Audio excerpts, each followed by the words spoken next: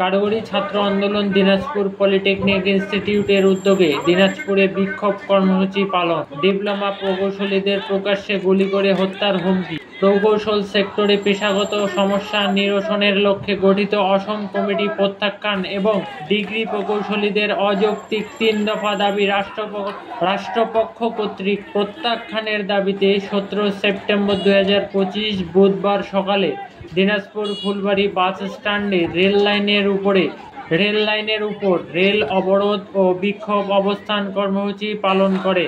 এই কর্মসূচিতে বেসরকারি অন্যান্য পলিটেকনিক ইনস্টিটিউটের শিক্ষার্থীগণ অংশগ্রহণ করেন। আন্দোলন চলাকালীন সময়ে দোলনচাঁপা express, Drutojan express, Banglabandha express এবং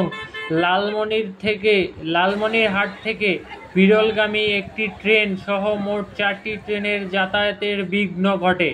ট্রেন প্রায় 4 ঘন্টা আটকে থাকার পর দুপুর 1:45টার সময় ছাত্রদের আন্দোলন সমাপ্তি হলে পুনরায় ট্রেন ও সড়কপথের যানবাহন চলাচল শুরু হয়।